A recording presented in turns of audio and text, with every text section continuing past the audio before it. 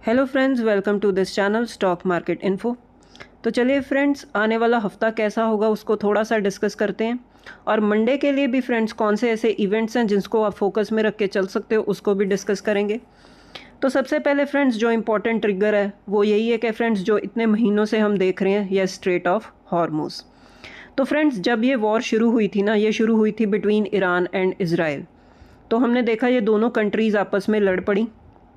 इन दोनों के अपने रीजंस थे और ये पहली बार नहीं हुआ था, ये दोनों कंट्रीज़ वॉर कर रही हैं, इससे पहले भी ये कर चुकी हैं। और जो गल्फ़ कंट्रीज़ हैं, जो मिडल ईस्ट है, उसमें ऐसी टेंशन्स रहती हैं। लेकिन ये वॉर डिफरेंट कैसे बन गई फ्रेंड्स? यस, बीच में आ गया अमेरिका। तो जब एक पावरफुल कंट्री बीच में आ जाएगी ऐसे वॉर में, ठीक है, तो वो ना अलग ही पिक्चर बन जाती है, तो वो अलग ही लेवल पर चली जाती है वो वॉर। तो यही फ्रेंड्स अब चीज़ें हो रही हैं। जब ईरान ने वॉर शुरू की तो उसने सबसे पहले क्या देखा? स्ट्रेट ऑफ हॉर्मुज़ को बंद किया, क्योंकि उसको पता था कि स्ट्रेट ऑफ हॉर्मुज़ अगर बंद होगा, जिसमें जिस रूट से सबसे ज़्यादा ऑयल पास होता है, टोटल मतलब बहुत सारा ऑयल पास होता है, बहुत सारी कंट्रीज़ जो हैं इस रूट पर डिपेंडेंट हैं, जो ऑयल बाय करती हैं, इंपोर्ट करती हैं। तो ईरान ने सिर्फ अमेरिका पर प्रेशर डालने के लिए स्ट्रेट ऑफ हॉर्मुज़ बंद कर दिया, ताकि अमेरिका पर प्रेशर आए और वो पीछे हट जाएं। वहीं फ्रेंड्स अमेरिका पीछे नहीं हटा, उसने भी ब्लॉकेड लगा दिया स्ट्रेट ऑफ हॉर्मुज़ पर कि अगर जो है कोई भी शिप पास नहीं करेगी। तो उनका ये मकसद था कि ईरान पर प्रेशर आएगा, ठीक है। तो क्योंकि ईरान जो है ऑयल बेचकर ही तो रेवेन्यू अर्न करता है, तो सीधा रेवेन्यू हिट करने के लिए, ईरान का जो है रेवेन्यू हिट करने के लिए अमेरिका ने ब्लॉकेड लगा दिया। तो ये चीज़ें चल रही थी काफ़ी टाइम से, हम देख रहे थे, इसीलिए हम देख रहे थे कि क्रूड ऑयल वॉलेटाइल हो रहा था बहुत ही ज़्यादा। तो वही इम्पैक्ट हम देख रहे थे कि स्टॉक मार्केट्स पर भी आ रहा था, क्योंकि बहुत ज़्यादा वॉलेटिलिटी आ गई क्रूड ऑयल में, उसका सीधा सीधा इम्पैक्ट कंट्रीज़ की इन्फ्लेशन पर आता है। तो ये तो थी फ्रेंड्स स्ट्रेट ऑफ हॉर्मुज़ को लेकर, क्योंकि इन्होंने एक पॉइंट पकड़ लिया स्ट्रेट ऑफ हॉर्मुज़, जिसकी वजह से हम देख रहे हैं कि इतनी ज़्यादा जो है जो टेंशन बनी हुई है मिडल ईस्ट में। अब ये जो वॉर है ना फ्रेंड्स, ये जो चीज़ें हैं अब ये ऐसी नहीं चल रही कि एक दूसरे पर अटैक्स कर रहे हैं, मिसाइल के साथ अटैक्स कर रहे हैं, ड्रोन्स एक दूसरे पर फेंक रहे हैं, ऐसा कुछ भी नहीं चल रहा अभी। लेकिन अब चल क्या रहा है फ्रेंड्स, अब इस वॉर की ना पिक्चर ही बिल्कुल कंप्लीटली चेंज हो चुकी है। कैसे? ट्रंप अब ये बोल रहे हैं कि वो आने वाले टाइम में जो हॉर्मुज़ है, स्ट्रेट ऑफ हॉर्मुज़, उसको यूएस की टेरिटरी बना देंगे जल्दी ही। तो ये चीज़ें मतलब हमें क्या बताती हैं? ऐसा कभी ईरान होने देगा कि स्ट्रेट ऑफ हॉर्मुज़ का कंट्रोल वो छोड़ देंगे और अमेरिका लेकर बैठ जाएगा? तो ऐसा कभी भी नहीं हो सकता। तो ये सब चीज़ें क्या हो रही हैं? जस्ट एस्केलेशन पैदा कर रही हैं, मतलब चीज़ों को बढ़ावा देने वाली बात हो रही है, चीज़ों को सेटल डाउन करने की बात तो बिल्कुल भी नहीं हो रही है। जैसे कि आप देख सकते हो कि जब से जो है ट्रंप ने ये कहा कि वो हॉर्मुज़ को अपने कंट्रोल में लेंगे, तो ईरान ये कह रहा है कि स्ट्रेट ऑफ हॉर्मुज़ हमेशा से ही ईरान का रहा है और ईरान का ही रहेगा। जैसे कि आप देख सकते हो ईरान बोल रहा है कि स्ट्रेट विल रिमेन ईरानियन। तो ये सब चीज़ें क्या हो रही हैं फ्रेंड्स? अब वॉर जो पहले जिस पॉइंट पर शुरू हुई थी, ठीक है, उस पॉइंट पर तो चीज़ें चल ही नहीं रही हैं। अब चीज़ें डिफरेंट हो चुकी हैं बिल्कुल। अब तो ये चीज़ें चल रही हैं कि स्ट्रेट ऑफ हॉर्मुज़ को कंट्रोल कौन करेगा। तो ये सब चीज़ें जो हैं अब आने वाले टाइम में क्या हम सोच सकते हैं कि वॉर ख़त्म होगी या सेटल डाउन हो जाएंगी चीज़ें?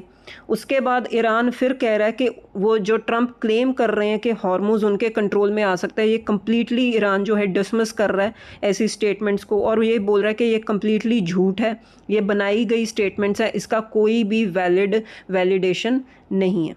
तो अब चल क्या रहा है फ्रेंड्स कि अब पहले तो अमेरिका बहुत ही ज़्यादा फोर फ्रंट होकर मतलब अटैक कर रहा था, लेकिन अब ईरान भी पीछे हटने को तैयार नहीं है। इनफैक्ट फ्रेंड्स ईरान तो ये कह रहा है कि जैसे कि अमेरिका में अब आने वाले टाइम में मिड टर्म इलेक्शंस होंगी, तो वो ये बोल रहे हैं कि हम तो मतलब जब तक ट्रंप का टेन्योर है ना, तब तक हम फाइट ही करेंगे, जब तक इनका टेन्योर ख़त्म नहीं हो जाता तब तक हम सेटल डाउन करेंगे ही नहीं, क्योंकि उनको ये पता है कि ट्रंप कभी सेटल डाउन करेंगे नहीं बातों को, तो हम भी पीछे नहीं हटेंगे। तो ये सारी चीज़ें फ्रेंड्स मतलब इन द एंड चल क्या रहा है कि हम ये सोचकर चल सकते हैं कि मार्केट में ना जो क्रूड ऑयल के चलते जो वॉलेटिलिटी बनी हुई है ना, वो जल्दी जल्दी तो शांत नहीं होगी।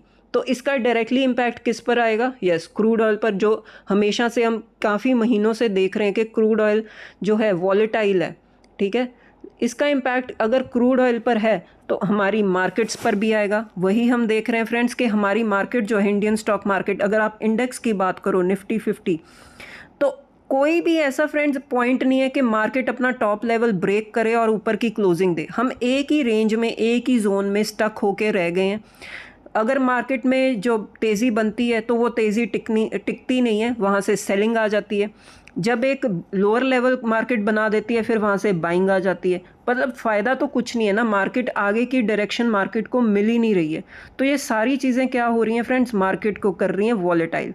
तो इन सारी चीज़ों पर फ्रेंड्स आने वाले हफ्ते में भी फोकस में रखना पड़ेगा, क्योंकि मार्केट की जो आगे की तेज़ी वाली चाल है ना फ्रेंड्स, वो ऐसे इससे ही डिसाइड हो सकती है कि क्रूड ऑयल किस लेवल पर आकर जो है स्टेबल होता है। लेकिन आने वाले टाइम में हम ये बोल सकते हैं कि अभी तक तो ऐसा दूर दूर तक हमें दिख नहीं रहा। तो अब इंपॉर्टेंट लेवल्स क्या होंगे फ्रेंड्स आने वाले हफ्ते के लिए। वैसे तो ये लेवल्स फ्रेंड्स टेम्परेरी होते हैं, कभी भी ब्रेक हो सकते हैं, चाहे वो रेजिस्टेंस हो चाहे वो सपोर्ट हो। लेकिन अगर शॉर्ट टर्म पीरियड के लिए थोड़ा सा आइडिया लगाने की कोशिश करें कि जैसे आप देख सकते हो फ्राइडे को मार्केट की क्लोजिंग हुई है 24,300 के आसपास, तो ऊपर का लेवल आप देख सकते हो कि 24,400, फिर 24,450, ये बहुत ही इंपॉर्टेंट जो है रेजिस्टेंस लेवल्स बनेंगे। वहीं नीचे फ्रेंड्स 24,300, 24,250, ये बहुत ही इंपॉर्टेंट जो है सपोर्ट लेवल्स का काम कर सकते हैं। वैसे तो ये फ्रेंड्स कभी भी ट्रिगर अगर हो जाए, कभी भी कोई पॉजिटिव न्यूज़ आ जाए तो सारे के सारे रेजिस्टेंस लेवल्स टूट सकते हैं।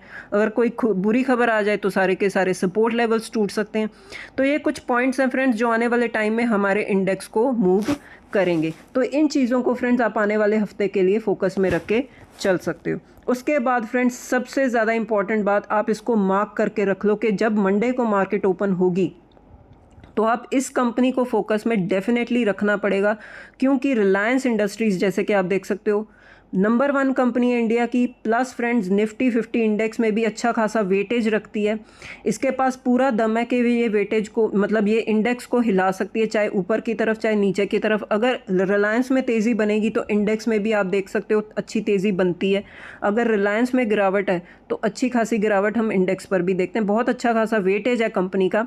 तो इस कंपनी को फ्रेंड्स, रिलायंस इंडस्ट्रीज़ को मंडे के लिए फोकस में क्यों रखना पड़ेगा फ्रेंड्स, क्योंकि सबसे इंपॉर्टेंट अनाउंसमेंट कंपनी की तरफ से आई है।